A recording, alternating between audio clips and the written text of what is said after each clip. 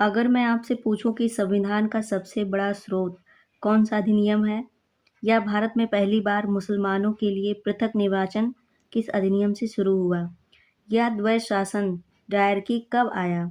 अगर इन तीनों सवालों के जवाब नहीं पता, तो अगले 40 से 45 मिनट आपकी तैयारी बदल सकते हैं, क्योंकि आज हम 1892 से 1947 तक के सभी महत्वपूर्ण अधिनियम, ट्रिक, स्टोरी, पीवाईक्यू और एमसीक्यू के साथ ऐसे पढ़ेंगे कि परीक्षा में एक भी प्रश्न नहीं छूटेगा। इसलिए वीडियो को बीच में मत छोड़िएगा, पूरा देखिए अंत तक। और अंत में आपको 10 सबसे संभावित एमसीक्यूज भी कराए जाएंगे, जो आपके परीक्षा के लिए बहुत ही रिलेवेंट होंगे। तो चलिए आज का हम लोग लेक्चर शुरू करते हैं। नमस्कार साथियों, मैं हूं सुषमा और आप सभी का स्वागत है मेरे एसबी क्लासेस में, मेरे यूट्यूब चैनल एसबी क्लासेस में। कैसे हैं आप सब लोग? सब लोग स्वस्थ होंगे और अपनी अपनी पढ़ाई में व्यस्त होंगे।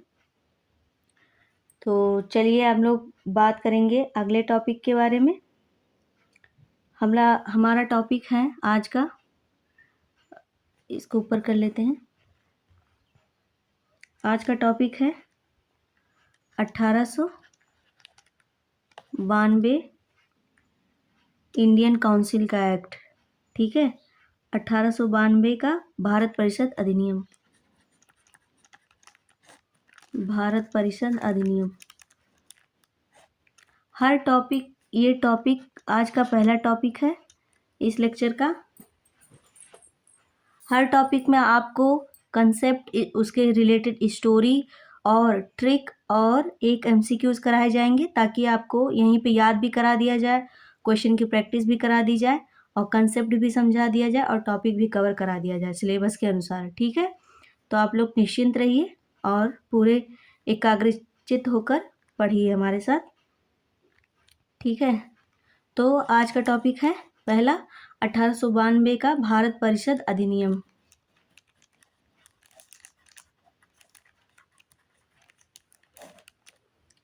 इस अधिनियम के बारे में हम लोग जान लेंगे। कुछ पॉइंट मैं आपको बोलकर बता रही हूँ, लिखूंगी तो ज़्यादा समय लगेगा। इसके पॉइंट्स के साथ साथ पहले हम लोग इसकी स्टोरी समझ लेंगे। इसमें क्या था कि 1857 का जो 1857 के बाद जब अंग्रेजों ने भारतीयों को परिषद में जगह तो दे दी थी, लेकिन बोलने का अधिकार नहीं दिया था। शामिल तो कर लिया था, ठीक है, एंट्री दे दी थी, लेकिन बोलने का अधिकार नहीं दिया। बोलने का अधिकार नहीं दिया। तो इसलिए भारतीय नेताओं के लगातार दबाव के बाद 1892 का अधिनियम आया, जिसने पहली बार सीमित रूप से भारतीयों की आवाज़ को परिषद तक पहुंचाया। ये एक्ट आने के बाद बोलने का तो राइट तो मिला, लेकिन सीमित रूप से। कैसे? सीमित रूप में। ठीक है, हमारे भारतीय नेताओं के दबाव के कारण इन लोगों ने सिर्फ और सिर्फ सीमित रूप से बोलने का अधिकार दिया। केंद्रीय और प्रांतीय विधान परिषदों में गैर सरकारी सदस्यों की संख्या तो बढ़ा दी गई, हालांकि सरकारी सदस्यों का बहुमत बरकरार रखा गया। ठीक है, और इसके कॉन्सेप्ट के बारे में हम लोग समझ रहे हैं। और फिर क्या हुआ, विधान परिषदों के कार्यों में वृद्धि की गई। इससे उन्हें बजट पर चर्चा करने और कार्यपालिका से प्रश्न पूछने का अधिकार मिला। जब इन लोगों ने दबाव डाला तो ये अधिनियम आया। तो इसके आने से लोगों को बजट पर चर्चा करने और विधान परिषदों पर अपनी राय व्यक्त करने का अधिकार मिला। इसमें कुछ गैर सरकारी सदस्यों के मनोनयन का प्रावधान किया गया, जैसे कि केंद्रीय विधान परिषद। इसमें क्या था कि प्रांतीय विधान परिषद और बंगाल चैम्बर ऑफ कॉमर्स की सिफारिश पर वायसराय द्वारा मनोनीत किए जाते थे। और दूसरा क्या था? दूसरा था प्रांतीय विधान परिषद। इसमें जिला बोर्ड, नगर पालिकाओं, विश्वविद्यालयों, व्यापार संघों, जमींदारों और चैम्बर्स की सलाह पर गवर्नर द्वारा मनोनीत किए जाते थे। देखिए, इसलिए मैं नहीं लिख रही हूँ, उतना रिलेवेंट नहीं है। जो रिलेवेंट रहेगा, जो चीज़ याद करने लायक रहेगी, वो मैं खुद बता दूंगी। इसको लिख लीजिए, इसको इसी वक्त याद कर लीजिए। ठीक है, आप लोग इस बात से निश्चिंत रहिए, ठीक है।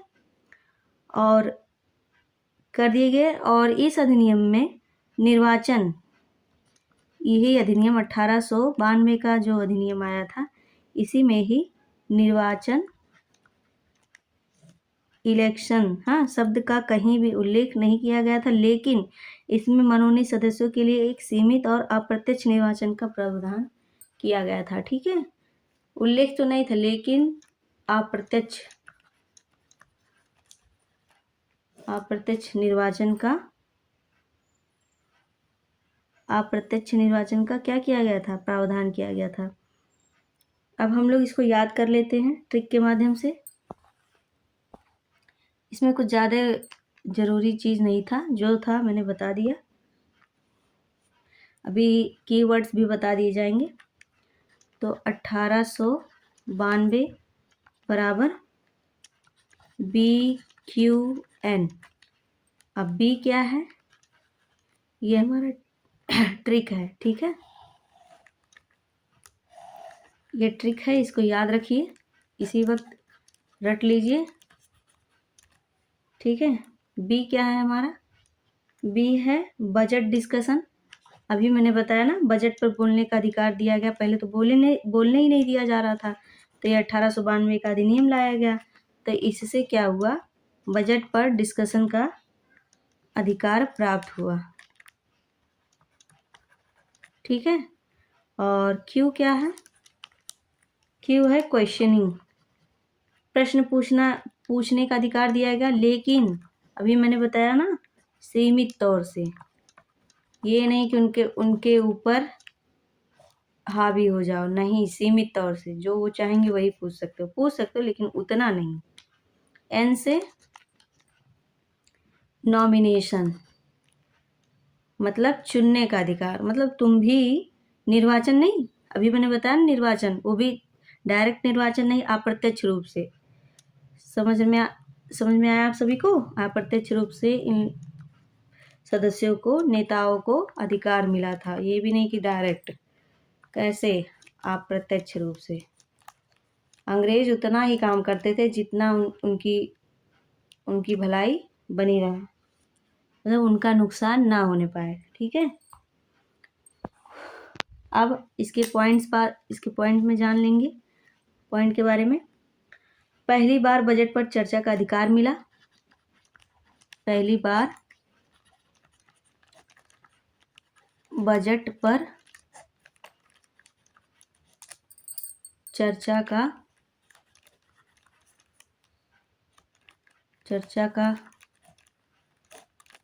अधिकार मिला।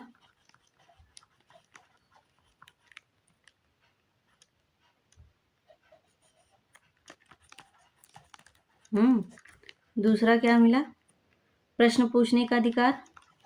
वो जो ट्रिक के माध्यम से बताया था, उसी को हम पूरे बढ़िया से की पॉइंट्स में एक बिंदु के रूप में लिख दे रहे हैं।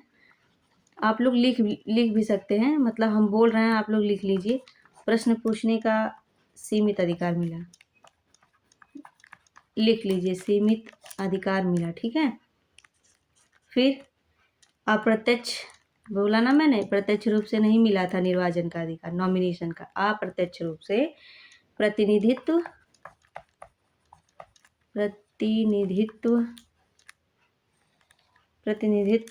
की शुरुआत हुई, ठीक है। अब इसको एक सिंगल फॉर्मेशन में बना लेंगे, ताकि आपको एक वर्ड याद रहे दिमाग में, कुछ भी करते रहे तो ये याद रहे कि 1892 बराबर बजट प्लस क्वेश्चन। ये हमारा सूत्र बन जा रहा है, पॉलिटी में सूत्र भी बताया जा रहा है आपको, नॉमिनेशन,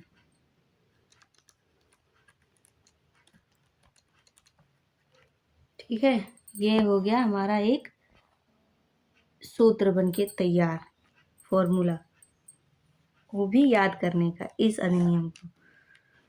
अब इस पर एक प्रश्न मैं बोल दे रही हूँ, लिखूंगी नहीं, कि बजट पर चर्चा का अधिकार पहली बार किस अधिनियम से मिला, किस अधिनियम से। तो पहली बार चर्चा का अधिकार बजट पर 1892 के अधिनियम से मिला। अब दूसरा टॉपिक,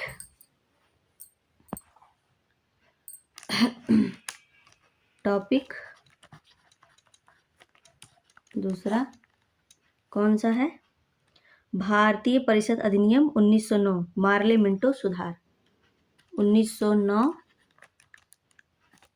क्या है? मार्ले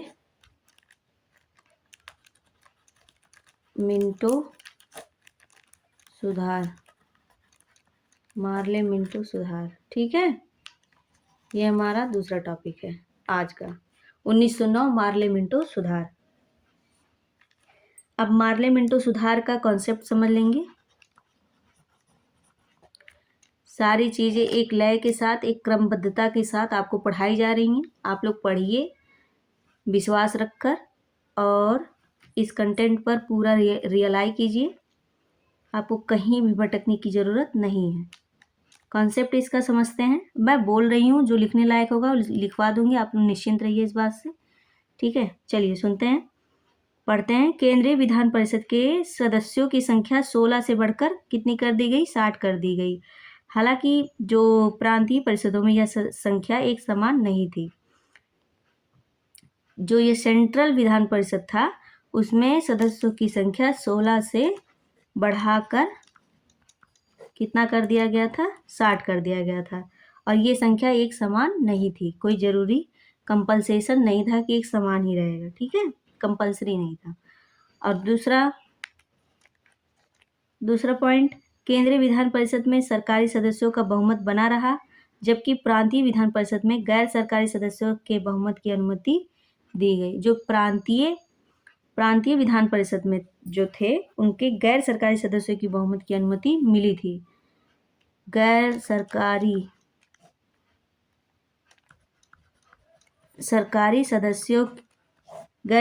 सदस्यों के बहुमत की अनुमति मिली थी।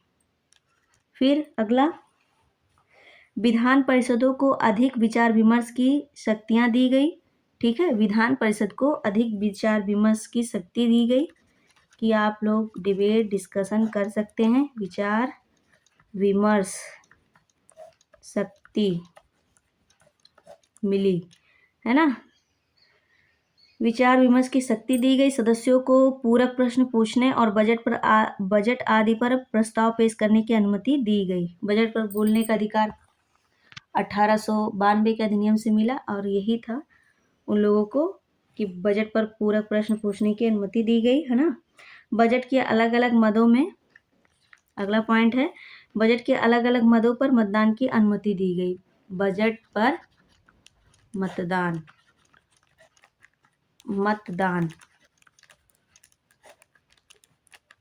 ये मतदान है कैसे? अलग अलग मदों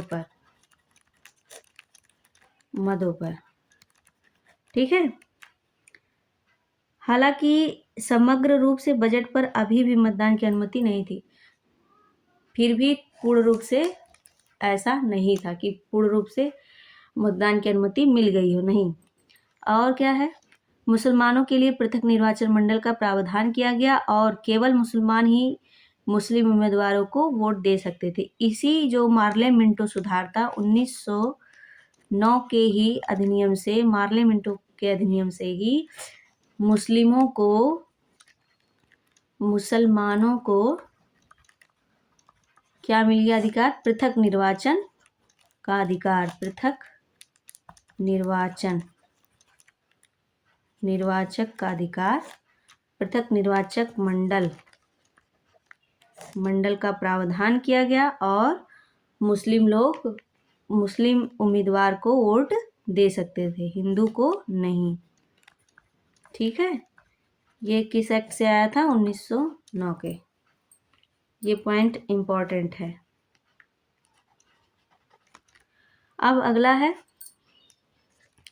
अगला पॉइंट, इस अधिनियम ने भारत में सांप्रदायिकता को वैध बना दिया। सांप्रदायिकता को वैध बना दिया, है ना। फलस्वरूप लॉर्ड मिंटो को सांप्रदायिक निर्वाचक मंडल के जनक के रूप में जाना जाता है। जब सांप्रदायिकता को वैध बना दिया गया, ठीक है, इसी अधिनियम से, जो तब क्या बना, एक स्लोगन बन गया, लाइन बन गया कि ये जो लॉर्ड लॉर्ड मिंटो जी हैं, लॉर्ड मिंटो को क्या बोला गया इस अधिनियम के बाद? इनको यह बोला गया कि ये सांप्रदायिकता के क्या हैं, लिख दे रहे हैं हम, ठीक है। ये पूछा जा सकता है, ये स्लोगन पूरा कॉपी पेस्ट कर दिया जाएगा आपके, हो सकता है मे बी, ठीक है। ये ऐसे करके पूछ लिया जाएगा कि सांप्रदायिकता निर्वाचन नहीं, निर्वाचक मंडल के जनक कौन है? तो आप लोग कौन सा ऑप्शन टिक करेंगे? लॉर्ड मिंटो, ठीक है। अब इसके आगे, वायसराय की कार्यकारी परिषद में पहली बार भारतीयों को शामिल किया गया क्योंकि सत्येंद्र प्रसाद सिन्हा को वायसराय की कार्यकारी परिषद में विधि सदस्य के रूप में नियुक्त किया गया। ये पॉइंट इंपॉर्टेंट है, ठीक है, ये कॉन्सेप्ट समझ लीजिए। वायसराय का पद सृजित हुआ था और कार्यकारी परिषद में पहली बार, लिख दे रहे हैं, वायसराय की कार्यकारी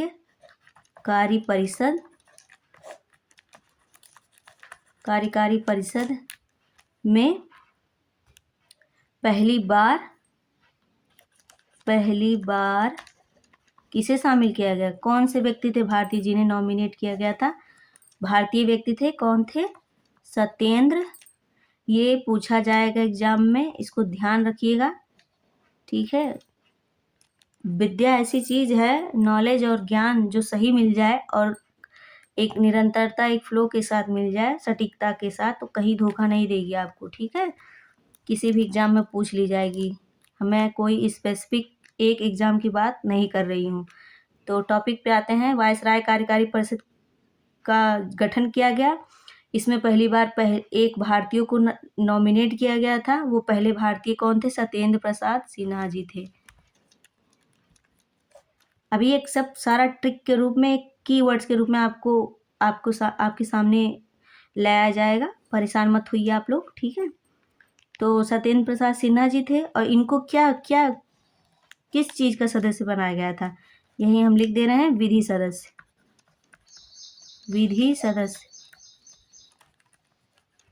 ठीक है, विधि सदस्य के रूप में नियुक्त किया गया। फिर presidency corporation, chamber of commerce, विश्वविद्यालयों और जमींदारों के लिए अलग अलग प्रतिनिधित्व का प्रावधान किया गया।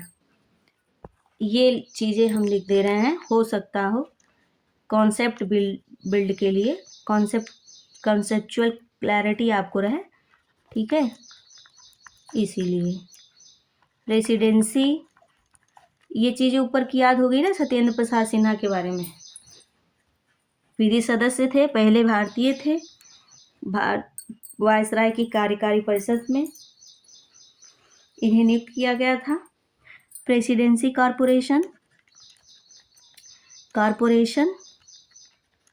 कॉर्पोरेशन और क्लास को लाइक करिएगा आप लोग और शेयर भी करिए अपने सहपाठी के साथ, जो भी आपके फ्रेंड्स, फैमिली मेम्बर जो भी तैयारी करता हो।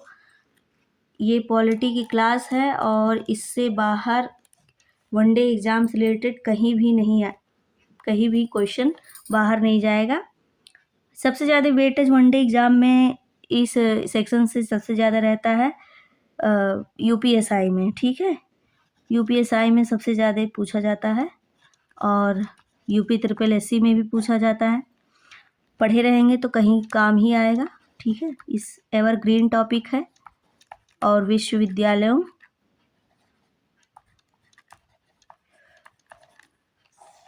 हम बोल दे रहे हैं, विश्वविद्यालयों और जमींदारों के लिए अलग अलग प्रतिनिधित्व का प्रावधान किया गया, ठीक है। एक और है, विश्वविद्यालय जमींदारों के लिए अलग अलग क्या थे? प्रतिनिधित्व थे, अलग अलग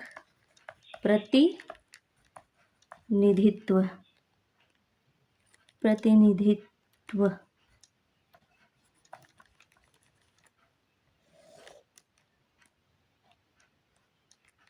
ठीक है, का प्रावधान किया गया। अब इसके इसको यहीं पे याद कर लेते हैं ट्रिक के माध्यम से।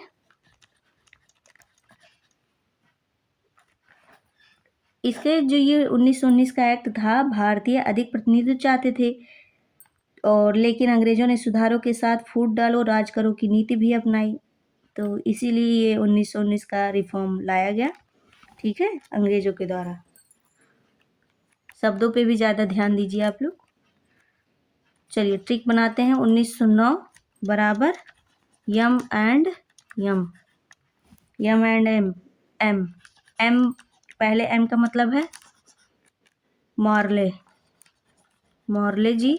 दूसरे एम का मतलब है मुस्लिम, इसीलिए तो फूट डालो और राज करो की नीति में इसीलिए तो अंग्रेजों ने ये प्रावधान लाया मुस्लिमों के लिए कि मुसलमानों के लिए पृथक निर्वाचन मंडल का प्रावधान इन्होंने लाया, और इन्होंने बोला कि मुस्लिम उम्मीदवारों के लिए वोट सिर्फ मुसलमान ही कर सकता है।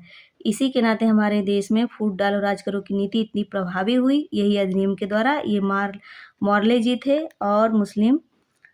ये सब स्टोरी टेलिंग बताया जा रही है आपको याद करने के लिए, याद हो जाएगा हमें पूरी उम्मीद है। मुस्लिम सेपरेट इलेक्शन, इलेक्ट्रो, एक मिनट, TRO, इलेक्टोरेट, पृथक निर्वाचन मंडल की स्थापना। तो वही ना बताया मैंने आपको कि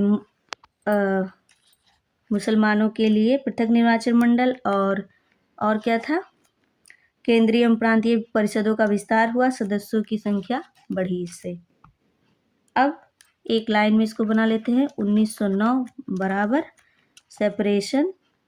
सेपरेट इलेक्शन की, इलेक्शन निर्वाचन को सेपरेट करना ही इस पूरे टॉपिक का मेन मुद्दा था। इलेक्टोरेट, ठीक है। अब इस पे प्रश्न क्या PYQ में बने हैं। PYQ का प्रश्न है ये कि पृथक निर्वाचन की शुरुआत किस अधिनियम से हुई। तो पृथक निर्वाचन की शुरुआत 1909 अधिनियम से हुई। अब और एक MCQ इस पे बन जाएगा, सेपरेट इलेक्टोरेट किस एक्ट से जुड़ा है। सेपरेट इलेक्टोरेट 1909 के एक्ट से जुड़ा है, ठीक है। अब टॉपिक 3 की ओर बढ़ते हैं आगे।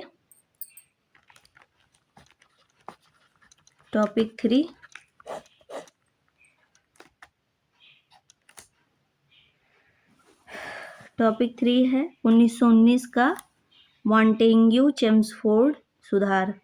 मॉन्टेग्यू चेम्सफोर्ड सुधार भारत शासन अधिनियम लिख देते हैं। 1919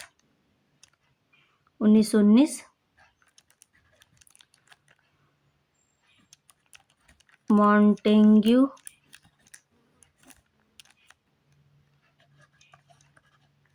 चेम्सफोर्ड सुधार, ठीक है। ये हमारा टॉपिक है। अब ये जो टॉपिक है ये भी मोस्ट इम्पॉर्टेंट है, इससे भी प्रश्न बहुत सारे बनते हैं एग्जाम में। मोस्ट इम्पॉर्टेंट, ठीक है। तो एक सवाल है आपसे, ठीक है, क्या अगर मैं कहूँ कि डायरकी शब्द सिर्फ एक एक्ट से जुड़ा है तो वह कौन सा है, बताइए आप। तो चलिए इसका जवाब आपको इसी टॉपिक में लेक्चर में आगे बता दिया जाएगा। तब तक पेशेंस रखिए और पढ़िए ध्यान से। तो इसके बारे में थोड़ा जानते हैं। ये जो प्रथम विश्व युद्ध के बाद जो हुआ था हमारे देश में नहीं हमारे हुआ था, पूरे विश्व की बात कर रहे हैं। प्रथम विश्व युद्ध के बाद भारतीयों ने अधिक अधिकार मांगे, ठीक है। जब प्रथम विश्व युद्ध के बाद भारतीय लोगों ने अधिक अधिकार मांगे तो अंग्रेजों ने कुछ अधिकार दिए लेकिन पूरा नियंत्रण अपने पास रखा। अधिकार तो दिए लेकिन पूरा नियंत्रण अपने पास रखा। आधा दिया, आधा। जैसे एक ब्रेड नहीं होता है, ब्रेड क्रम्स के बारे में जानते हैं, ब्रेड का चूरा। तो ब्रेड तो ले आए, हम लोगों को दिखाए, लो मैंने ब्रेड लाया आप लोगों के लिए, लो मैंने अधिनियम ला दिया 1919 का, मॉन्टेग्यू चेम्सफोर्ड सुधार, तो ये ब्रेड हो गया। लेकिन ब्रेड को पैकेट में इसे दिखा के ललचवा रहे हैं, और जो ब्रेड का चूरा है वही हम लोगों को दिया जा रहा है कि लो इसी चूरे से अपना काम चलाओ। ठीक है, अंग्रेजों की ये नीति थी। हम लोग को ब्रेड क्रम्स दिए जा रहे थे, ब्रेड का चूरा दिया जा रहा था। पूर्ण रूप से कोई भी शासन में कोई किसी भी अधिनियम में अधिकार नहीं दिए जा रहे थे, उतना ही दिया जाता था जिसमें उन लोगों का नुकसान ना होने पाए। तो यही सारा चीज़ था, अंग्रेजों की मंशा यही रहती थी। ठीक है, तो और आगे चलिए बात करते हैं कॉन्सेप्ट के बारे में। ये सबसे बेहतरीन क्लास होगी आपकी, आप लोग पढ़िए बस। तो बात करते हैं, जब 20 अगस्त 1917 को ब्रिटिश सरकार ने पहली बार घोषणा की कि उसका उद्देश्य भारत में एक जिम्मेदार शासन की क्रमिक शुरुआत करना है। ये जो ब्रिटिश संसद थी, इसने जो चापलूसी मतलब मक्खन लगाना शुरू किया हम लोगों के ऊपर, ये लोग भड़के ना। इन्होंने कहा कि हमारा जो देश है वो जिम्मेदार शासन की क्रमिक शुरुआत करना है। ठीक है, हम लोगों को लॉलीपॉप दे रहे हैं ये। इसने प्रशासन के सभी विषयों को 2 श्रेणियों अर्थात केंद्रीय विषयों और प्रांतीय विषयों में वर्गीकृत करने का प्रावधान किया। ठीक है, अलग अलग किया ताकि सुशासन को और मजबूत बनाया जा सके, मतलब पकड़ बनाई जा सके अच्छी। यह वर्गीकरण हस्तांतरण नियमों डेवोल्यूशन रूल्स द्वारा किया गया। हस्तांतरण नियमों के द्वारा ये दोनों शक्तियां अलग अलग बांट दी गई। ये सब आपको बताया जाएगा, निश्चिंत रहिए। जिम्मेदार शासन के हाथ में क्रमिक रूप से शुरुआत की गई और केंद्रीय विषयों प्रांतीय विषयों को हस्तांतरण नियमों के द्वारा बांट दिया गया, और साथ ही जिसने केंद्र में से प्रांतों को अधिकार सौंपने की प्रक्रिया को सुविधाजनक बना दिया है ना। प्रांतीय विषयों में द्वय शासन का तत्व या द्वय शासन प्रणाली पेश की गई है ना। इन विषयों को 2 वर्गों में बांटा गया। पहला था आरक्षित विषय और दूसरा था आरक्षित विषय में क्या था, जिन्हें गवर्नर जनरल और उनकी कार्यकारी परिषद द्वारा प्रशासित किया जाना था, लेकिन इसलिए वे विधान परिषद के प्रति उत्तरदायी नहीं थे। और दूसरा था हस्तांतरित विषय, जिन्हें गवर्नर जनरल द्वारा अपनी परिषद की सहायता से प्रसारित किया जाना था, वे विधान परिषद के प्रति उत्तरदायी नहीं थे। ये इतना डीप बताने का मेन कारण यही है कि कॉन्सेप्ट की क्लैरिटी रहे। बाकी ये सारी डीपनेस यूपीएससी से रिलेटेड पूछी जा सकती हैं। तो हम यूपीएससी नहीं पढ़ रहे हैं, वनडे एग्जाम पढ़ रहे हैं, तो आप लोगों को बस बोल के हम समझा रहे हैं, आप लोग बस सुन लीजिएगा ध्यान से, कंसंट्रेट होकर। ठीक है, पहली बार भारतीय विधान परिषद के स्थान पर द्विसदनात्मक विधायिका की स्थापना की गई। जो ये भारतीय विधान परिषद का नाम लाया गया था, उसको हटाकर उसका नाम क्या कर दिया गया, द्विसदनात्मक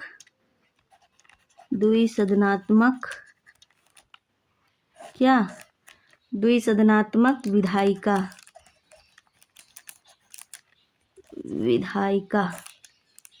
है ना, द्विसदनात्मक विधायिका बना दिया गया। गर्मी बहुत हो रही है, जिसमें एक उच्च सदन था, एक क्या था, इसमें क्या था, एक क्या था, उच्च सदन, एक मिनट, उच्च सदन है ना, और दूसरा था निचला सदन। निचला सदन को विधानसभा और उच्च सदन को राज्य परिषद कहा गया। निचला लिख देते हैं, निचला सदन, ये निचला सदन है, निचला सदन। ठीक है, विधानसभा अधिकांश सदस्य प्रत्यक्ष निर्वाचन द्वारा चुने गए थे। अब यहीं से प्रत्यक्ष निर्वाचन शुरू हो गया था। वो भी ज़्यादा भारतीय नहीं थे, परेशान मत होइए, वही अंग्रेज लोग थे, तब ये प्रत्यक्ष निर्वाचन करने लगे थे, है ना। वो लोगों के जो अधिकारी थे तो प्रत्यक्ष ही ब्रिटिश संसद निर्वाचित कर, लेकिन ये अंग्रेज लोग हम लोगों को अप्रत्यक्ष रूप से निर्वाचित करते थे, गैर सरकारी सदस्यों के रूप में। अब अगला है इसका कॉन्सेप्ट कि वायसराय की कार्यकारी परिषद के 6 सदस्यों में से 6 सदस्यों में से कहाँ पे हम बात कर रहे थे? हाँ, रुक जाइए, अगला पॉइंट है वायसराय की कार्यकारी परिषद के 6 सदस्यों में से 3 सदस्य कमांडर इन चीफ को छोड़कर क्या थे? भारतीय थे। ये जो सदस्य बनाए गए थे ना, अभी मैंने कहा ना पूरे सबको नहीं बनाया गया, सिर्फ 3 लोग थे। 3 ही क्या थे? 1 मिनट, ये 3 भी नहीं अच्छा बन रहा है। राइटिंग का जो भी इशू है ना, थोड़ा इस पे देख लीजिए, सुधार किया जा रहा है। 3 भारतीय थे, सिर्फ और सिर्फ 3 भारतीय थे।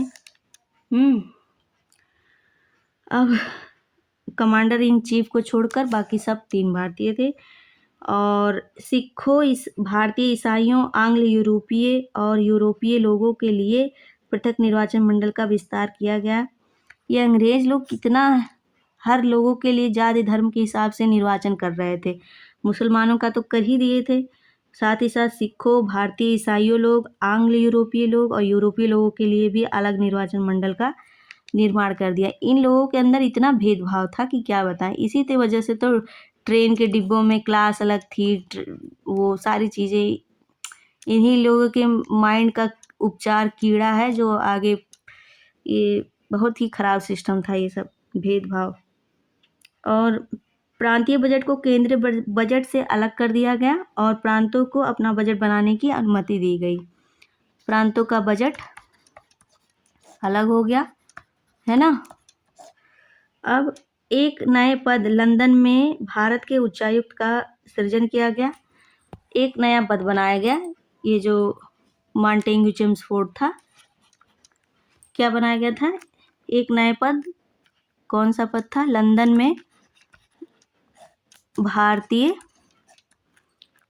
में भारत के उच्चायुक्त वीर सावरकर जी ही होंगे, मैं भी कंफर्म नहीं हूँ मैं। आगे हम लोग इस पर भी बात कर लेंगे, ठीक है।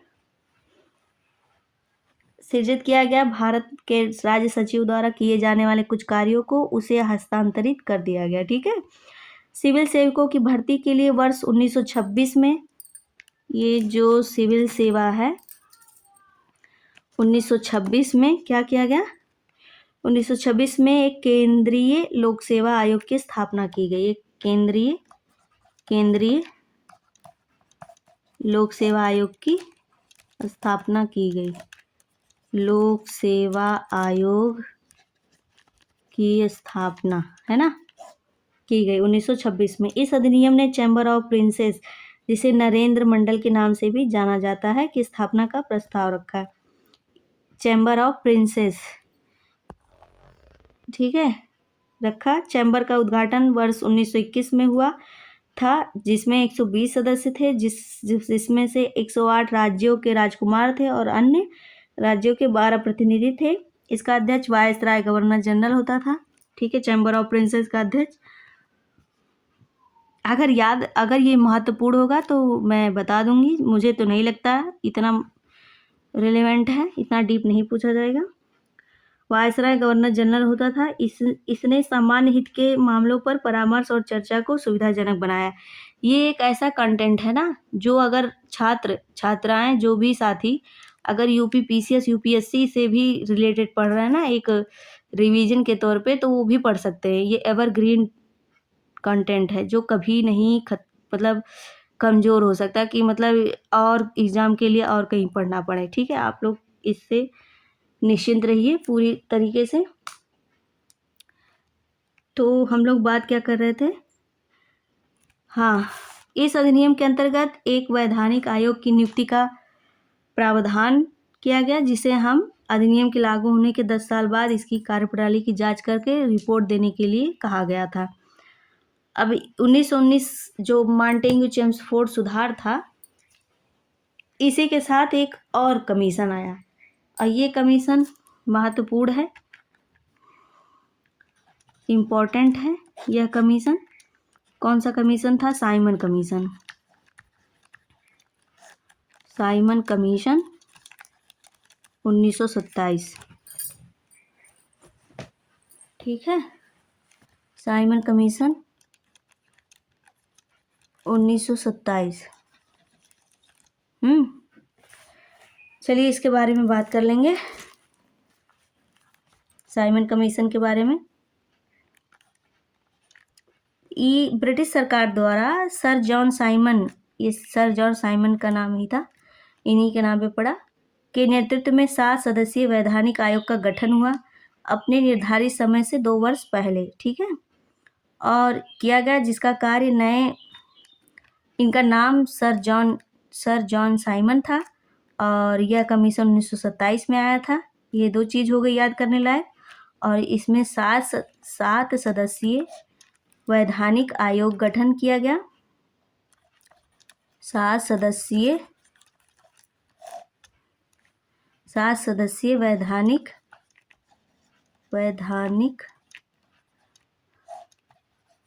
वैधानिक आयोग का गठन। ठीक है, ये चीज़ है, अपने निर्धारित समय से 2 वर्ष पहले से था। किया गया, जिसका कार्य नए संविधान के तहत भारत की स्थिति का आकलन करना था। आयोग के सभी सदस्य ब्रिटिश मूल के थे। ये जो सर जॉन साइमन कमीशन आया था, इसके जो सारे सदस्य थे वो कहाँ से थे? ब्रिटिश मूल के थे, है ना। ये सब ब्रिटिश के निवासी थे, ब्रिटिश मूल के थे। ठीक है, और आयोग ने, एक बात और है इसमें, कंसेप्ट है एक, ये चीज़ जानना जरूरी है, याद रखिए। शब्दों पर ज़्यादा ध्यान दीजिए, सुनने पर ज़्यादा फोकस करिए, और लिख भी लीजिए अगर जो हम लिखवा रहे हैं। आयोग ने वर्ष 1930 में अपनी रिपोर्ट प्रस्तुत करते हुए द्वैत शासन को समाप्त करने और प्रांतों में उत्तरदायी शासन का विस्तार करने, साथ ही साथ ब्रिटिश भारत और रियासतों का एक परिसंघ बनाने तथा सांप्रदायिक निर्वाचन मंडल को बनाए रखने का प्रस्ताव रखा इस आयोग ने, साइमन कमीशन ने। ठीक है, और ब्रिटिश सरकार ने इसी 1927 के कमीशन द्वारा क्या क्या कहा गया, एक मिनट, द्वैत शासन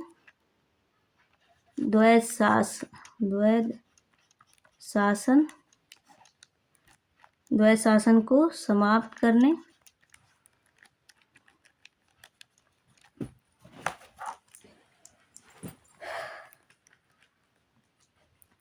जो द्वैत शासन को समाप्त करने का प्रावधान। और क्या इस कमीशन में बतलाया गया था, मांग क्या की गई? प्रांतों में उत्तरदायी शासन का विस्तार हो।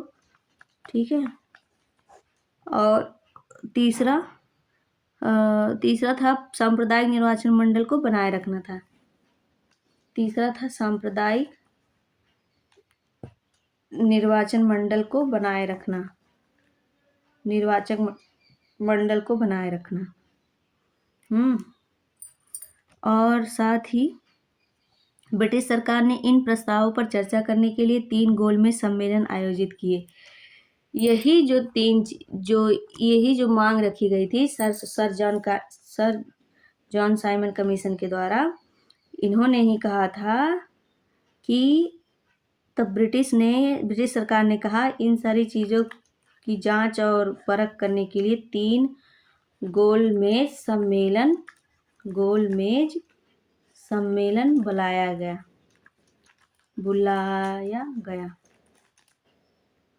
क्या था, किस चीज़ों का अवलोकन करने के लिए? कि द्वैत शासन को समाप्त करना था, प्रांतों में उत्तरदायी शासन का विस्तार करना था, और सांप्रदायिक निर्वाचन मंडल को बनाए रखना था। इन्हीं सब प्रस्तावों पर विचार विमर्श करने के लिए 3 गोलमेज सम्मेलन बुलाया गया। ठीक है, शुरुआत हुई जिनमें ब्रिटिश भारत और भारतीय रियासतों के प्रतिनिधि शामिल थे। और इन चर्चाओं के आधार पर संवैधानिक सुधारों पर एक श्वेत पत्र तैयार हुआ। इसी जो चर्चा का निष्कर्ष निकला, इसका जो परिणाम निष्कर्ष जो निकला वो क्या था? निष्कर्ष निकलने के बाद क्या बना? ये चीज जरूरी है जानना, एक संवैधानिक सुधारों पर एक श्वेत पत्र संवैधानिक सुधारों पर एक श्वेत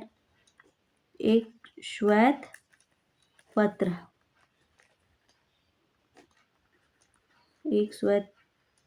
ठीक है, श्वेत पत्र तैयार किया गया और उसे ब्रिटिश संसद की संयुक्त चयन समिति को प्रस्तुत किया गया।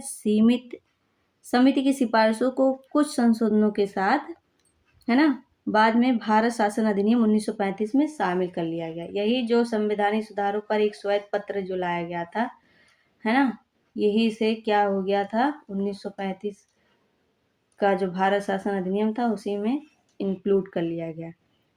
अब सांप्रदायिक पंचाट ये भी जान लीजिए, कुछ इसमें बहुत वो नहीं है, जान लीजिए। ये भी एक पॉइंट है, सांप्रदायिक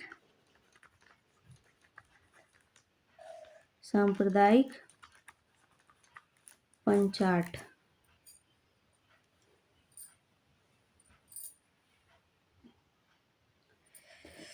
सांप्रदायिक पंचाट में हम लोग बात करेंगे कॉन्सेप्ट के बारे में। वर्ष 1932 में ब्रिटिश प्रधानमंत्री रैमजे मैकडोनाल्ड ने अल्पसंख्यक प्रतिनिधित्व को संबोधित करने के लिए सांप्रदायिक पंचाट की शुरुआत की। SC ST जो अल्पसंख्यक वर्ग थे, जब ये भारत आए थे, वहाँ के ब्रिटिश प्रधानमंत्री रैमजे मैकडोनाल्ड, ठीक है, कुछ लोगों ने प्रदर्शन किया था, है ना, साइमन वापस जाओ ऐसे करके। तो इन्होंने अल्पसंख्यक प्रतिनिधित्व को संबोधित करने के लिए सांप्रदायिक पंचायत की शुरुआत की। उन्होंने मुसलमानों, सिखों और भारतीय ईसाइयों, एंग्लो इंडियन और यूरोपीय लोगों के लिए पृथक निर्वाचन मंडल बनाए, जैसे मैंने अभी आगे बताया था, आपको पहले बताया है।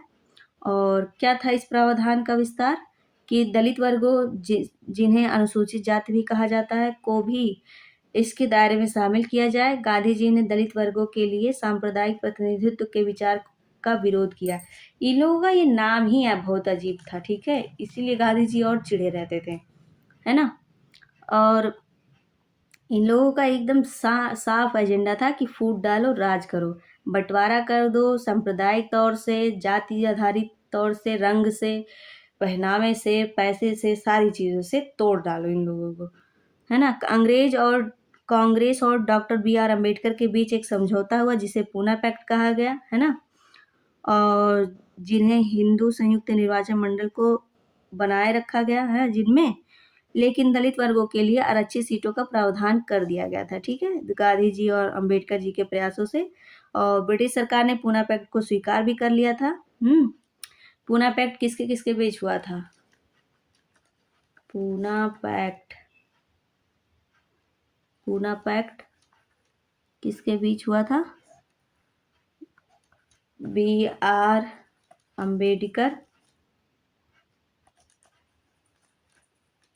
अम्बेडकर और प्लस कांग्रेस, हाँ, हो गया था। ब्रिटिश सरकार ने इसको स्वीकार कर लिया, जिससे सांप्रदायिक पंचायत में दलित वर्गों के संबंध में संशोधन किया गया, है ना। और सांप्रदायिक पंचायत से दलित वर्गों के लिए पृथक निर्वाचन मंडल को हटा दिया गया, ठीक है। और इसके प्रावधानों को बाद में भारत शासन अधिनियम 1935 में भी शामिल किया गया। ये सांप्रदायिक पंचायत को से दलित वर्गों के लिए जो पृथक निर्वाचन मंडल बनाया गया था उसको समाप्त कर दिया गया।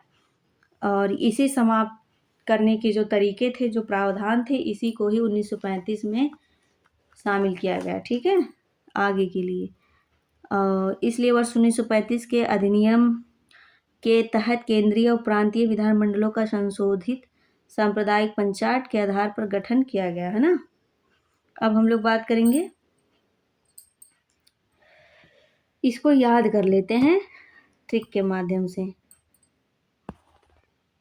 1935 नहीं, 1919 पढ़ रहा है ना, 1919 पढ़ रहे, मॉन्टेग्यू चेम्सफोर्ड सुधार। ट्रिक क्या है? 1919 बराबर डी, डी बराबर डायरकी। अब इसको हम एक्सप्लेन कर दे रहे हैं। ये जो हमारा ट्रिक है, प्रांतों में द्वैध शासन और केंद्र में द्विसदनीय विधानमंडल, लोक सेवा आयोग की स्थापना। ठीक है, डायरकी किस एक्ट से शुरू हुई? तो 1919 के एक्ट से शुरू हुआ था।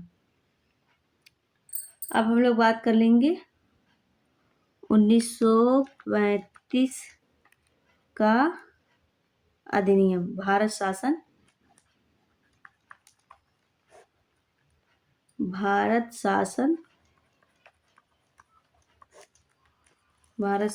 अधिनियम।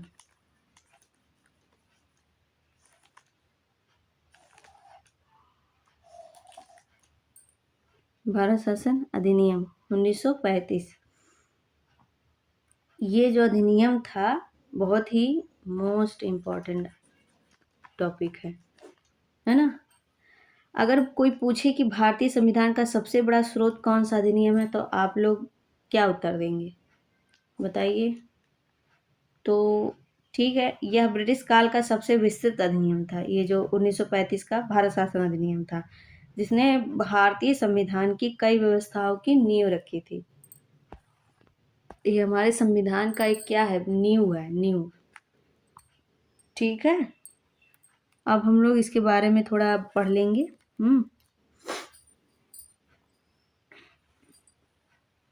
यह अधिनियम भारत में पूर्ण रूप से उत्तरदायी सरकार की दिशा में एक मील का पत्थर साबित हुआ था, है ना, जिसमें 321 धाराएं और 10 अनुसूचियां थी।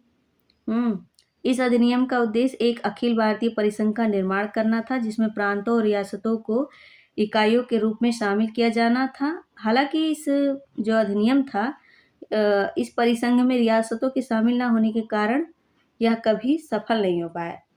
सारे देशी रियासतें पूर्ण रूप से शामिल कहाँ हुई थी? इसको तो शामिल करने के लिए सरदार वल्लभ भाई पटेल जी सामने आए थे ना, आगे आए थे। इस अधिनियम ने शक्तियों को 3 सूचियों में विभाजित किया। संघ सूची, है ना, 3 सूची, संघ सूची, अभी आगे बता रहे हैं। संघ सूची में 59 विषय थे और प्रांत सूची,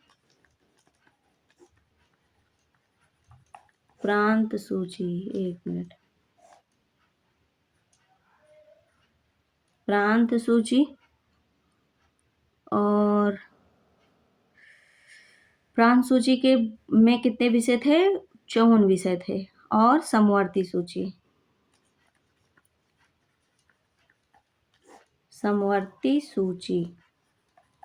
ठीक है, इसमें कितने विषय थे? समवर्ती सूची में 36 विषय थे। अवशिष्ट शक्तियां वायसराय गवर्नर जनरल में निहित थी। किसमें? वायसराय गवर्नर जनरल में निहित थी, है ना। और इस अधिनियम ने प्रांतों में द्वैध शासन को समाप्त कर दिया। इसके बजाय प्रांतीय स्वायत्तता की शुरुआत की। प्रांतों को कुछ निर्धारित क्षेत्रों में स्वायत्तता दी गई और वर्ष 1937 में उत्तरदायी सरकारों का गठन किया गया। हालांकि वर्ष 1939 में इस स्वायत्तता को समाप्त कर दिया गया था। और साथ ही साथ एक चीज और है इसमें, संघीय ढांचा, फेडरल स्ट्रक्चर, केंद्र और प्रांतों में शक्तियों का विभाजन, अभी मैंने आपको बताया, ये देखिए विभाजन हुआ। और प्रांतीय स्वायत्तता, प्रोविजनल ऑटोनॉमी की शुरुआत हुई और संघीय न्यायालय की स्थापना हुई और मौलिक अधिकारों की अवधारणा का बीज यहीं से स्थापित हुआ। चलिए लिख देते हैं, तीनों पॉइंट इंपॉर्टेंट है ना, ये तीनों कीवर्ड्स लिख दे रहे हैं। क्या है? संघीय ढांचा,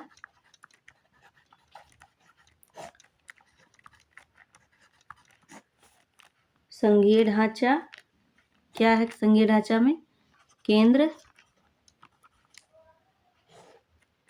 केंद्र व प्रांतों में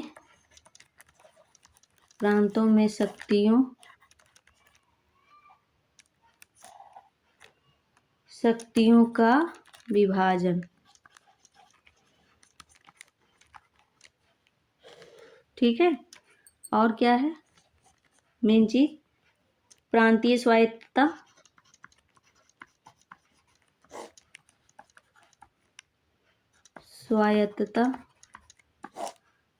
प्रोविजनल ऑटोनॉमी, और क्या है मेन पॉइंट, संघीय न्यायालय की स्थापना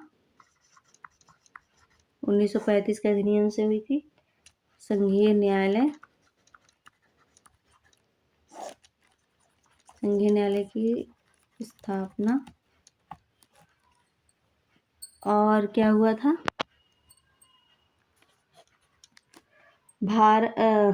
मौलिक अधिकारों की अवधारणा का बीज यहीं से अंकुरित हुआ, यहीं से इसका बीज प्रपुष्ट हुआ, ठीक है। मौलिक अधिकारों की अवधारणा का बीज उत्पन्न हुआ, है ना, यहीं से हुआ था। कोई आपसे पूछे कि मौलिक अधिकारों की अवधारणा कहाँ से इसकी शुरुआत हुई थी, इसका बीज कहाँ से बना निकला, तो आप लोग कहेंगे 1935। धारणा का बीज, जो मैंने नोट्स में लिखा है वही आपको एक्सप्लेन कर रही हूँ, वही आपसे डिस्कस कर रही हूँ, वही आपको बता रही हूँ। तो इसका प्रभाव क्या हुआ, हमारे भारत में, इसको इतना डिटेलिंग में बताने का कारण ये है कि ये बहुत इम्पोर्टेंट है, इससे कई सवाल बन सकते हैं। इसका प्रभाव यही हुआ कि भारतीय संविधान की वास्तविक रूपरेखा, ब्लूप्रिंट, एक मिनट,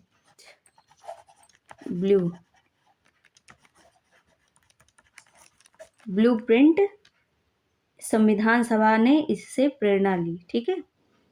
यही ब्लूप्रिंट बना और संविधान सभा ने इससे क्या ली, प्रेरणा ली। संविधान सभा ने इससे प्रेरणा ली जब संविधान का निर्माण हो रहा था, है ना, ली, ठीक है। इतनी बातें आपको समझ में आ गई होंगी।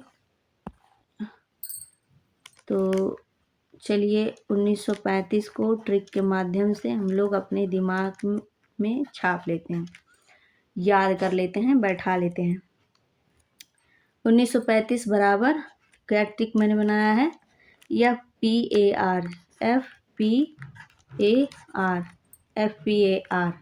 FPAR, बोलिए आप लोग, 1935 बराबर FPAR,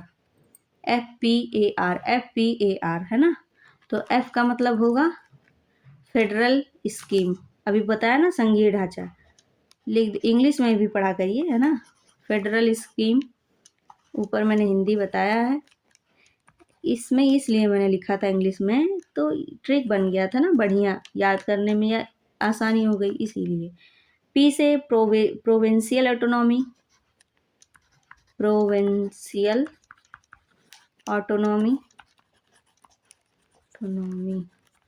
ठीक है।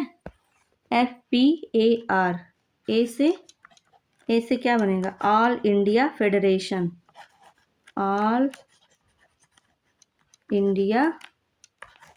अभी इसको आगे एक्सप्लेन कर रहे हैं, फेडरेशन।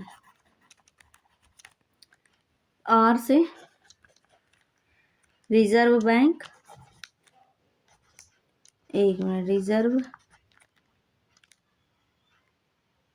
रिजर्व बैंक या फेडरल कोर्ट की स्थापना, फेडरल कोर्ट, है ना। अब मुख्य बिंदु, इसके की पॉइंट्स क्या होंगे फ्रेंड्स, प्रांतीय स्वायत्तता, प्रोविजनल ऑटोनॉमी, अभी वही हिंदी में मैं एक्सप्लेन कर दे रही हूँ। अखिल भारतीय संघ प्रस्तावित था, है ना, और संघीय न्यायालय फेडरल कोर्ट था, RBI की स्थापना का आधार बना, ठीक है, आधार बना, नहीं कि बन गया था, वही कहा नहीं जाता। RBI की स्थापना बताइए कब हुआ, तो आंसर में 1900, एक मिनट, 1935 ही तो आता है। ठीक है फ्रेंड्स, इतना मेहनत किया जा रहा है तो आप लोग ज़रूर वीडियो को पूरा देखा करिए और लाइक करिए और मेरा चैनल एसबी क्लासेस को सब्सक्राइब करिए। ठीक है, 1935 एक एक इसको लाइन में एक सिंगल वर्ड्स में बना लेंगे। 1935 बराबर प्रोविंशियल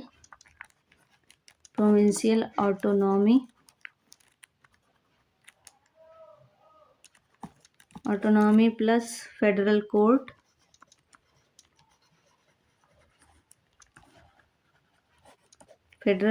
प्लस आरबीआई, ये 3 चीज़ें ज़्यादा इम्पोर्टेंट थी। अब इस पे पीवाईक्यू का पैटर्न है कि भारतीय संविधान का सबसे बड़ा स्रोत, तो आप लोग बताएंगे government of India act 1935, Bharat शासन अधिनियम 1935। ठीक है, बस इसमें इतना ही। अब अगला है टॉपिक 1947 तक ले जाते हैं ताकि ये लेक्चर पूरा ख़त्म हो जाए। 1947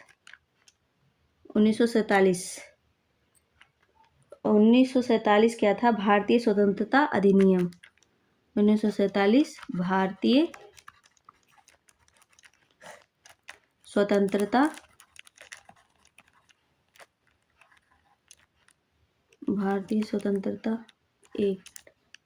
स्वतंत्रता इसको लिख लीजिए, स्वतंत्रता अधिनियम।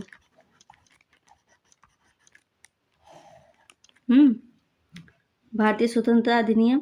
अब इसका स्टोरी जानेंगे। द्वितीय विश्व युद्ध के बाद ब्रिटेन की स्थिति कमजोर हो गई। अंततः 1947 में भारत को स्वतंत्रता मिल गई थी। द्वितीय विश्व युद्ध के बाद ब्रिटेन का जो सूर्य पताका था, उसका जो तिरंगा था, कई देशों में कमजोर पड़ने लगा उसका शासन, तो हमारे भारत में भी वही स्थिति उत्पन्न हो रही थी, तो इसीलिए हमें स्वतंत्रता प्राप्त करने में और आसानी हुई, है ना। अधिनियम ला दिया गया। इसकी भी एक अलग ही कहानी है। तो इसके बारे में जान लेते हैं थोड़ा, जितना हमारे लिए ज़रूरी है। भारत और पाकिस्तान 2 स्वतंत्र प्रभुत्वशाली राज्य बन गए। भारत और पाकिस्तान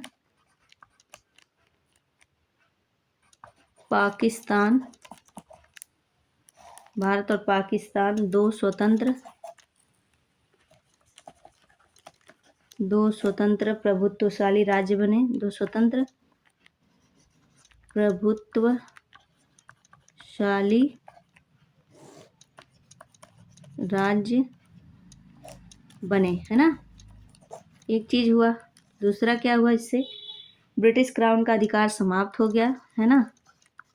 ब्रिटिश क्राउन का अधिकार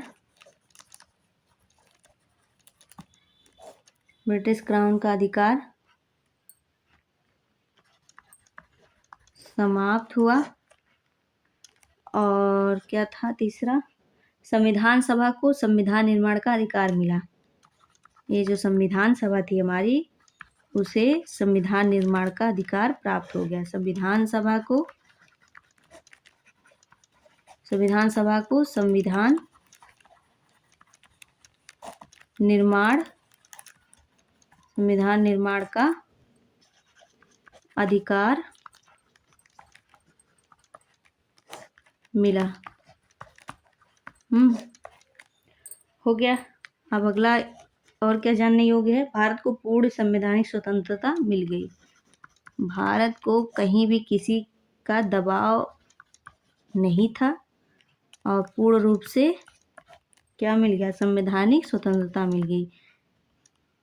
उस पर किसी का जोर जबरदस्ती नहीं था, है ना। संवैधानिक स्वतंत्रता मिली।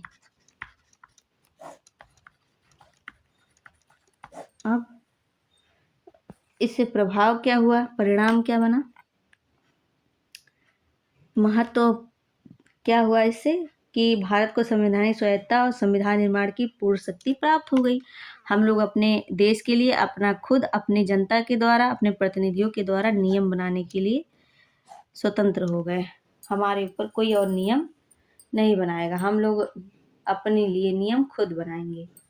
ये हमें स्वतंत्रता मिली। अब इसको एक ट्रिक के माध्यम से सम अप कर लेते हैं। 1947 बराबर फ्री से रिलेट हम लोग जान ही रहे हैं कि स्वतंत्रता मिल गई गुलामी से। ये हमारे जीवन में, हमारे लिए, हमारे पूर्वजों के लिए सबसे ही अहम दिन था। एफ बराबर, पहले एफ का मतलब है फ्रीडम मिला, है ना, वो तो आप जान ही रहे हैं, फ्रीडम। और दूसरे आर का मतलब है रूल एंड हो गया, दूसरे का नियम खत्म, दूसरे के शासन प्रशासन खत्म। हम लोग खुद अपना रूल बनाएं, खुद उस पर शासन करें अपने प्यारे से देश पर, है ना। और ई बराबर end of British parliament, end of British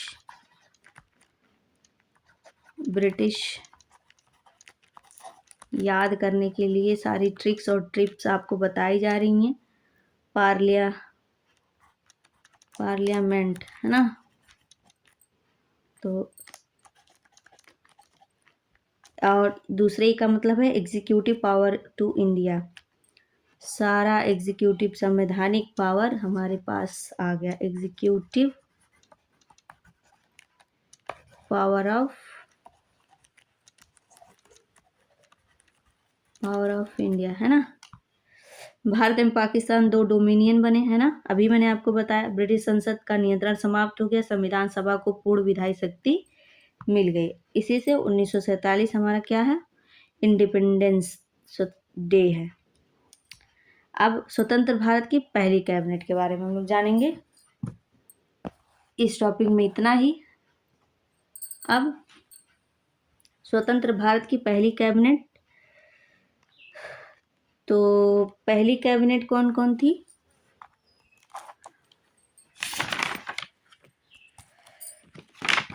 इसको मैंने लिखा है अपने नोट्स में, वैसे ही आपको बता दे रही हूँ।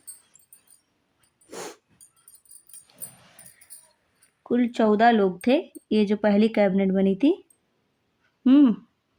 लॉर्ड माउंटबेटन भारत के नए अधिराज्य डोमिनियन के पहले गवर्नर जनरल बने थे और वर्ष 1946 में गठित भारत की संविधान सभा भारतीय अधिराज्य डोमिनियन की संसद बन गई थी। इतना 1927 के बारे में और सुन लीजिए, है ना। अब हम लोग बात करेंगे कि स्वतंत्रता के बाद पहली कैबिनेट, ये पूछा जाता है पेपर में, बहुत ही मोस्ट इम्पॉर्टेंट चीज़ है।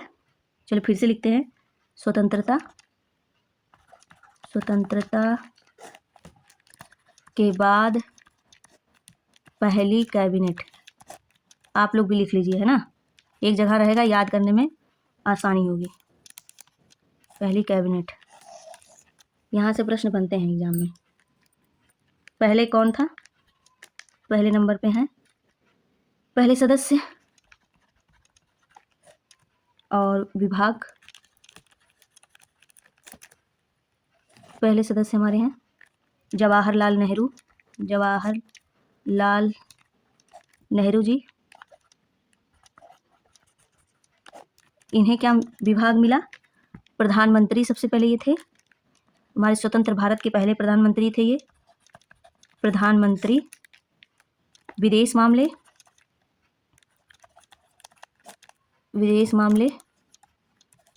है ना, और विदेश मामले और राष्ट्रमंडल संबंध और वैज्ञानिक अनुसंधान। ये सारे विभाग किसके अंडर थे? हमारे प्रधानमंत्री जवाहरलाल नेहरू के अंतर्गत थे। वैज्ञानिक अनुसंधान। आज आप लोग कमेंट में एक प्रश्न का जवाब दीजिए। प्रधानमंत्री, हमारे वर्तमान प्रधानमंत्री श्री नरेंद्र मोदी जी के अंतर्गत, विभाग के अंतर्गत कौन कौन सी चीज़ें हैं, उसको कमेंट बॉक्स में लिख दीजिएगा ज़रूर। इससे क्या होगा, आपका एक टॉपिक भी कवर हो जाएगा और प्रेजेंट टाइम में अगर उससे सवाल फंसेगा, पूछेगा तो आप लोग जवाब देने में सक्षम होंगे। और ये हमारे बेसिक नॉलेज के तहत है, आप लोग को याद होना चाहिए, ठीक है। जरूर कमेंट बॉक्स में बताइएगा, इससे हमारा और आपका इंटरेक्शन बना रहेगा। अब दूसरे सदस्य कौन थे? सरदार वल्लभ भाई पटेल। सरदार वल्लभ भाई पटेल। सरदार वल्लभ भाई पटेल जी, इनको क्या मिला था विभाग? गृह सूचना और प्रसारण और राज्य। और एक प्रश्न, पहला प्रश्न वो था कमेंट बॉक्स में, दूसरा है आपके लिए कि वर्तमान के गृह मंत्री कौन है और सूचना प्रसारण मंत्री भी कौन है, ये भी बता दीजिएगा। छोटा सा है, 1 सेकंड लगेगा, टाइप कर दीजिएगा, इसमें कोई बहुत ज़्यादा काम नहीं करना है ना, तो ज़रूर बताइएगा, इससे आपका रिवीजन भी हो जाएगा और याद तो हम करा ही रहे हैं आपको। आप लोग यकीन मानिए, वर्तमान का जिस भी समय आप लोग वीडियो देखेंगे उस समय के वर्तमान जो गृह मंत्री हैं और सूचना प्रसारण मंत्री हैं, इनका दोनों जन का नाम लिखिएगा। तीसरे सदस्य डॉक्टर राजेंद्र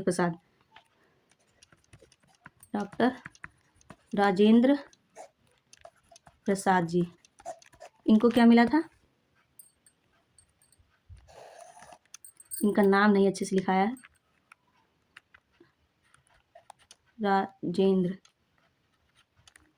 राजेंद्र प्रसाद है ना। इनका विभाग था खाद्य एवं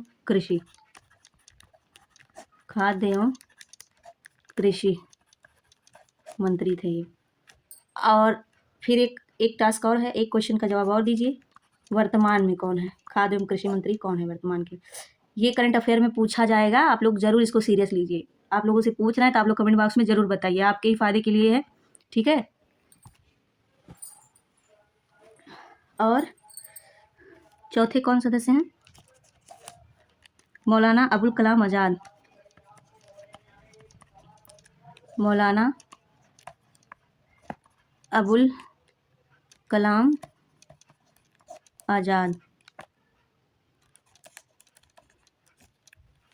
मौलाना अबुल कलाम आज़ाद ये कौन से विभाग से थे? ये शिक्षा विभाग से थे, शिक्षा मंत्री। इस समय में शिक्षा मंत्री कौन है? और ये बहुत ज़्यादा न्यूज में है, वर्तमान में बताइए, ये भी है ना। शिक्षा मंत्री कौन है? बहुत ही फेमस हैं, वायरल भी हैं, तो बताइए, इनकी व्यवस्था वायरल है, ठीक है, वर्तमान के। और पांचवें सदस्य हमारे डॉक्टर जॉन मथाई। डॉक्टर, इसको ऐसे ही याद करना, इसमें कोई ट्रिप्स नहीं लग सकता, लगेगा तो ज़रूर बता दूंगी मैं। वैसे मैंने अपने नोट्स में बनाया है तो लिखवा दे रही हूँ ट्रिक्स भी, आपको हो सके आपको याद भी हो जाए, कोई इसमें बहुत बड़ी बात नहीं है। डॉक्टर जॉन मथाई, और इनको विभाग मिला था रेल और परिवहन। जितने भी सदस्यों के नाम लिखे जा रहे हैं और उनका विभाग, आप लोग ये चीज़ दिमाग में याद रखिए। इन लोगों से रिलेटेड वर्तमान के जरूर बताइएगा कमेंट में, वर्तमान के याद हो जिनका, उनका तो लिख ही दीजिए, नहीं याद है तो गूगल करके लिख लीजिए, ताकि आपको गूगल करने पर जो नाम मिलेगा वो पढ़ेंगे, याद हो जाएगा, फिर लाके लिख देंगे, एकदम दिमाग में छप जाएगा हमेशा के लिए। तो अगला है छठा है R.K. षडगुमन चेट्टी। R.K.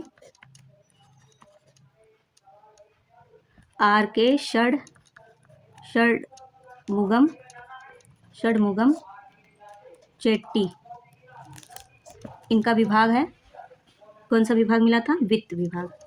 और वर्तमान के वित्त मंत्री कौन है, ये भी बताइए। सातवां क्या है? सातवां है डॉक्टर B.R. अम्बेडकर जी हैं सातवें पे, तो B.R. अम्बेडकर जी, इनको कौन सा विभाग मिला था? विधि। ये हमारे कानून मंत्री थे। इस समय के विधि मंत्री, कानून मंत्री कौन है वर्तमान के, जरूर बताइए। और आठवां है जगजीवन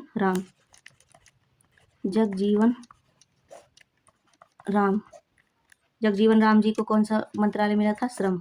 सबका वर्तमान बताइएगा, ठीक है। आज के समय में जो मंत्री वर्तमान में हैं उनका नाम कमेंट बॉक्स में लिखिए। सरदार बलदेव सिंह, बलदेव है ना, बलदेव सिंह। इनको कौन सा विभाग मिला? सरदार बलदेव सिंह को रक्षा। और वर्तमान के रक्षा मंत्री कौन है ये भी बताइए। 10वें हैं राजकुमारी अमृत कौर। इनका संविधान निर्माण में बहुत ही अहम योगदान था। 15 महिलाएं थी हमारे संविधान निर्माण में, सदस्य के तौर पे थी। सबने अपना अहम रोल लिया था। ये जो राजकुमारी अमृत कौर जी थी, ये स्वास्थ्य विभाग और स्वास्थ्य, महिलाओं के स्वास्थ्य के लिए और उनके स्वास्थ्य संबंधित चीज़ों के लिए, उनके अधिकारों के लिए इन्होंने बहुत ज़्यादा ही प्रयास किया था। अपनी चर्चा दी थी, डिस्कशन किया था संविधान सभा में, है ना, अपनी बात रखी थी। तो इनका बहुत ही योगदान है। राजकुमारी अमृत कौर जी, 15 महिलाएं थी हमारे संसद निर्माण के समय में। वैसे तो सदस्य थे 389 सदस्य थे। कितने सदस्य थे? 389, है ना। इसमें से 15 सिर्फ क्या थी? फीमेल थी, महिलाएं थी, और बाकी क्या थे? पुरुष। इतना बड़ा आंकड़ा था। तो हाँ, ये मैंने बताया नहीं, इनको स्वास्थ्य विभाग मिला था। राजकुमारी अमृत कौर को स्वास्थ्य विभाग, स्वास्थ्य, है ना। और CH भाभा जी को, CH भाभा, इनको क्या मिला? इनको मिला था वाणिज्य। इनके नाम से एक इंस्टीट्यूट, एक वो भी है, कारखाना भी है। चलिए वो नहीं पूछेंगे, ये तो ज़रूर बताइए। वर्तमान के तो ज़रूर बताते चले जाइएगा जितना भी हम लिखवा रहे हैं। रफ़ी अहमद किदवई, ये कौन? ये भी एक मंत्री थे, रफ़ी अहमद किदवई। इनको क्या मिला था? संचार। और वर्तमान के संचार और प्रसारण मंत्रालय के मंत्री कौन है बताइए। 13 कौन है? डॉक्टर श्यामा प्रसाद मुखर्जी। डॉक्टर श्यामा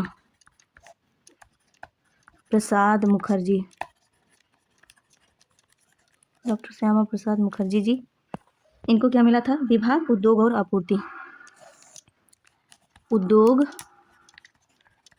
आपूर्ति, ठीक है। और 14 है VN गाडगिल जी। इनको क्या मिला था? निर्माण खान और विद्युत।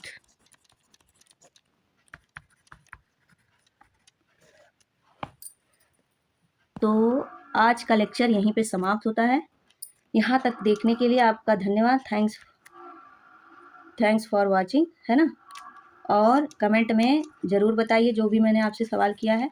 वर्तमान के सभी जो भी कैबिनेट मंत्री थे, अभी प्रेजेंट टाइम के वर्तमान के मंत्री का कौन सा विभाग है, उनका नाम, बस 1-2 मिनट का काम है, फटाफट लिख दीजिएगा। जिनका याद है उनका तो अच्छी बात है, लिखिएगा ज़रूर, और जिनका नहीं याद है उनका गूगल करके लिखिएगा, आपको याद हो जाएगा साथ ही साथ।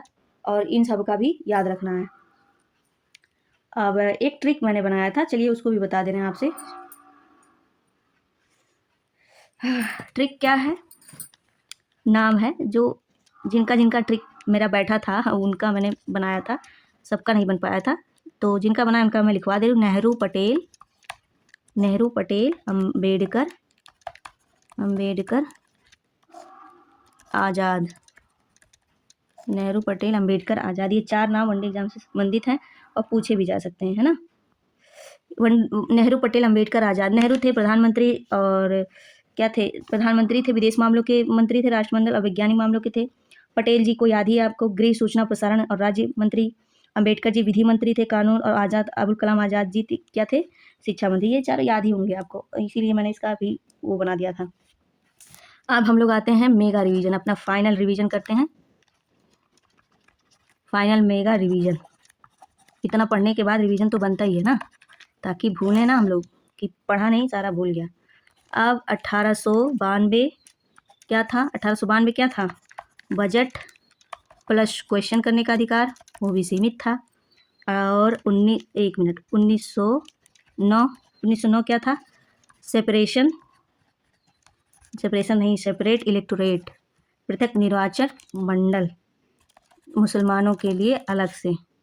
तीसरा 1919 डायरकी, एक मिनट, डायरकी द्वैध शासन प्रणाली, ठीक है। और 1935 प्रोविंशियल ऑटोनॉमी, प्रोविंशियल ऑटोनॉमी। और 1947 फ्रीडम।